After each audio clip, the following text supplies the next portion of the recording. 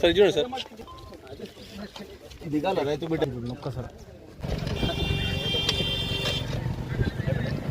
బాబు cement water water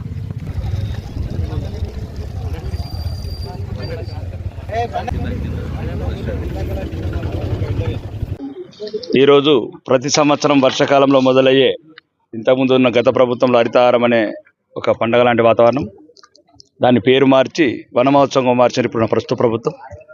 ప్రభుత్వాలు మారిన పేరు మారిన పెట్టిన మొక్కలు బతకట్లేదు, ఆ మొక్కలు పెరిగిన మొక్కలు నీడనివ్వట్లేదు, నీడలిచ్చిన మొక్కలు ఫలాలు ఇవ్వట్లేదు. కాబట్టి దయచేసి మీ ద్వారా గౌరవనీయ ప్రస్తుత రాష్ట్ర ముఖ్యమంత్రి గారికి ఆదర్శం ఏదైనా ఆశయం ఏదైనా కరెక్ట్ ఇంప్లిమెంట్ చేస్తున్నామా లేదా అనేది ముఖ్యము.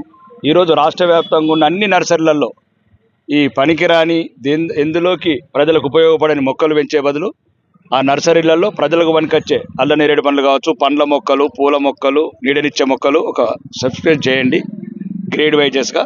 ఫస్ట్ ఈ పల్లెలలో ముఖ్యంగా కావాల్సింది, ఈ పల్లెలలో కూడా ఈ కోతుల బెడద ఎక్కువైపోయింది ఈ ప్రాంతంలో, ఎందుకంటే అడవులన్నీ నశించినాయి కాబట్టి. ఇప్పుడు ముఖ్యంగా పండ్ల మొక్కలు, మర్రి చెట్లు, రావి చెట్లు, సంవత్సరాల తరబడి వందల సంవత్సరాల తరబడి ఉండే చెట్లని నాటించడానికి ప్రయత్నం చేయండి. రెండోది, నాటడమే కాదు, ప్రతి ఆఫీసర్కి టార్గెట్ పెట్టండి. మాలాంటి ఎమ్మెల్యేలకు కూడా టార్గెట్ పెట్టండి. మీ నియోజకవర్గంలో ఎన్ని మొక్కలు నాటారు, ఎన్ని మొక్కలు బతికినాయి.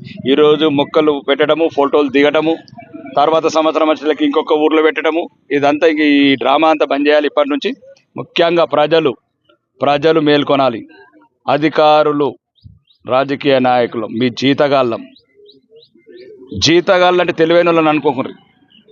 ముఖ్యంగా మీ పల్లెటూర్లల్లో ఈ వ్యవస్థ లేకముందు కూడా, ఇట్లాంటి ప్రజాస్వామ్యం రాకముందు కూడా వందల సంవత్సరాల ముందు మంచి చెట్లు ఉన్నాయి, మంచి అడవులు ఉన్నాయి. 33% ఉన్న అడవి ఈరోజు 21%కి వచ్చింది. మీరు కూడా దయచేసి పచ్చటి అడవులు కాపాడుకోండి, చెట్లను కాపాడుకోండి. కాపాడితే మీ భవిష్యత్ తరాలకు స్వచ్ఛమైన గాలి కావచ్చు, స్వచ్ఛమైన నీరు కావచ్చు. అవే లేని రోజు మీ పిల్లలు ఏమి తిని బతుకుతారు మీరు కూడా ఆలోచించండి. ఈరోజు మీరు ఇంత స్వార్థంగా ఆలోచిస్తున్నారు. ఉన్న చెట్లను కూడా కొట్టి ఎత్తున్నారు, పండ్ల మొక్కలు కూడా ఎత్తున్నారు, నీటించే మొక్కలు కూడా ఎత్తున్నారు. ఎండలు కూడా ఈసారి 50 డిగ్రీలు దాటినాయి. ఒకప్పుడు 40 డిగ్రీలు దాటేది కానీ ఎండలు ఈరోజు 50 డిగ్రీలు. ఏసీలు పని చేయ కొన్ని రోజులైతే మీకు పుట్టే పిల్లలు ఇంకెంత నరకం అనుభవిస్తారో ఆలోచించండి దయచేసి.